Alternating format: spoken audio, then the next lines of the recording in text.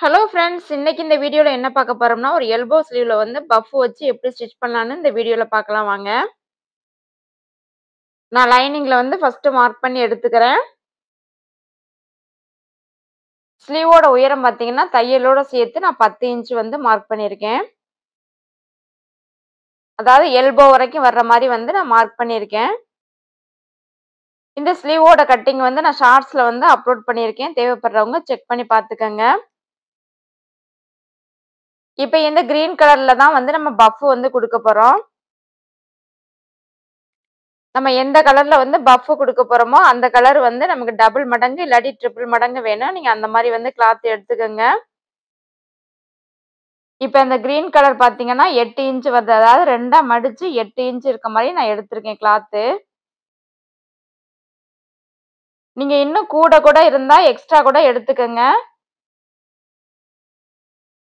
இப்போ மார்க் பண்ண நேர் வந்து நான் சிசர் கட் கொடுத்துக்கிறேன். ஒரு மார்க்கிங்ல வந்து ஃப்ளீட் வந்து ஸ்டார்ட் பண்ணி அடுத்த மார்க்கிங் வரைக்கும் நம்ம வந்து ஃப்ளீட் வந்து கொடுத்துக்கலாம்.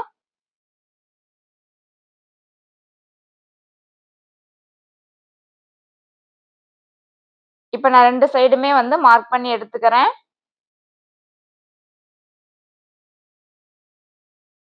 இப்போ நம்ம மார்க் பண்ணது நேர் வந்து ஒரு 1/2 இன்ச்ல வந்து நான் மடிச்சிட்டு ஃப்ளீட் வந்து கொடுத்து எடுத்துக்கிறேன். இந்த ஃப்ளீட்ஸ் வந்து உங்களோட விருப்பம் தான். நீங்க வந்து 1/2 இன்ச்லயும் கொடுத்துக்கலாம். கொஞ்சம் கூடவும் வந்து கொடுத்துக்கலாம்.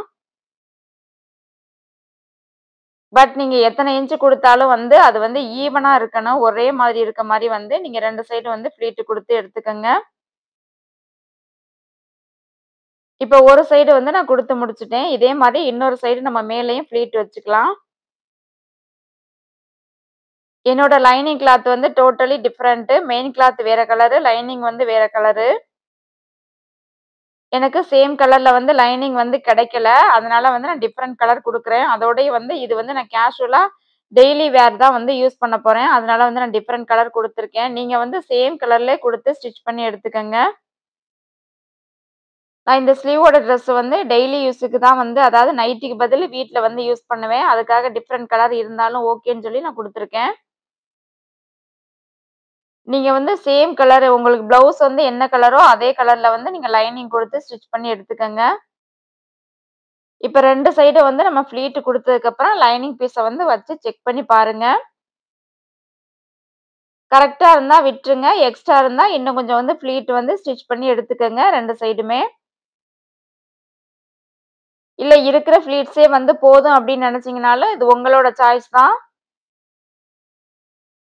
எனக்கு இன்னும் கொஞ்சம் எக்ஸ்ட்ரா இருக்கு கிளாத். அதனால நான் 2 சைடு 2 ஃப்ளீட்ஸ் வந்து நான் எக்ஸ்ட்ரா வந்து குடுத்துக்கிறேன்.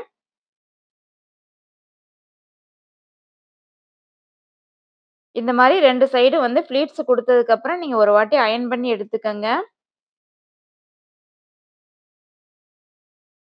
இப்ப நான் திரும்ப வந்து செக் பண்ணி பார்க்குறேன். எனக்கு கரெக்ட்டா இருக்கு. இப்ப லைனிங்ல வந்து சென்டர் வந்து மார்க் பண்ணி எடுத்துக்கங்க. அதே மாரி மெயின் கிளாத்லயும் சென்டர் வந்து மார்க் பண்ணி எடுத்துக்கங்க. அந்த ஸ்லீவ வந்து 2ஆ ஃபோல்ட் பண்ணிட்டு சென்டர் வந்து மார்க் பண்ணி எடுத்துக்கங்க.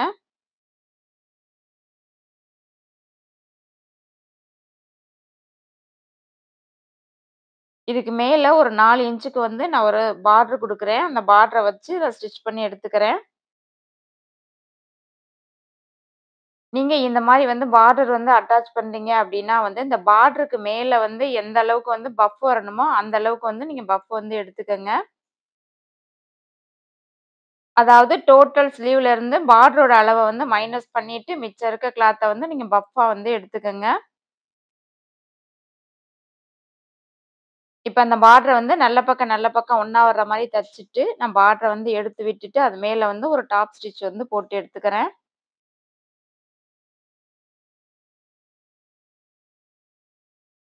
இப்ப பார்டர் வந்து அட்டாச் பண்ணி முடிச்சாச்சு. இதுக்கு மேல நம்ம லைனிங்க வச்சுட்டு, லைனிங் ஸ்டிச் பண்ண வந்து என்ன அளவு விட்டுருந்தோமோ, அந்த அளவுல வந்து நம்ம ஸ்டிச் பண்ணி எடுத்துக்கலாம்.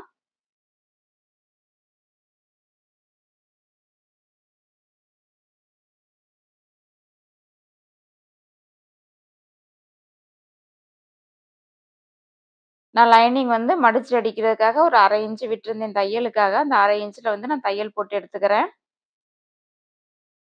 இந்த லைனிங் பீஸ் வந்து நான் நல்ல பக்கம் மேல வச்சிருக்கேன்.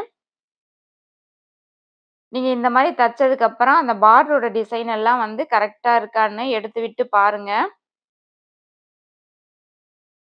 அப்படி ஈவனா இல்ல அப்படின்னா வந்து, நீங்க ஈவனா வர்ற மாதிரி இன்னொரு வாட்டி தையல் போட்டு எடுத்துட்டு செக் பண்ணி பாருங்க. எனக்கு எல்லோ கலர் மட்டும் கொஞ்சம் வெளியில வர்ற மாரி இருந்துச்சு. நான் திரும்ப வந்து தையல் போட்டு எடுத்துக்கிறேன்.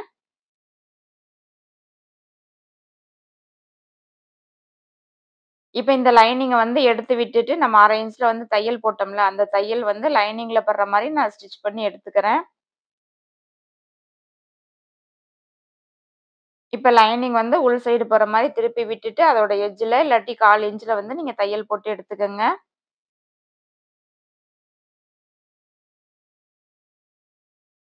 உங்களுக்கு எந்த அளவுக்கு வந்து தையல் வேணுமோ, நீங்க அந்த அளவுக்கு வந்து தையல் போட்டு எடுத்துக்கங்க. இந்த மாரி தையல் போட்டு முடிச்சதுக்கப்புறம், லைனிங் வந்து உள் சைடு போயிரும். இப்ப உள் சைடு போனா லைனிங்க சுத்தி வந்து நம்ம தையல் போட்டு எடுத்துக்கலாம்.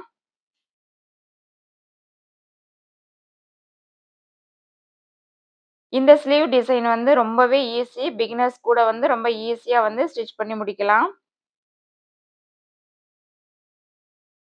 இந்த மாரி லைனிங்க சுத்தி தையல் போட்டதுக்கப்புறம், எக்ஸ்ட்ரா இருக்க கிளாத்தெல்லாம் நம்ம கட் பண்ணி எடுத்துக்கலாம்.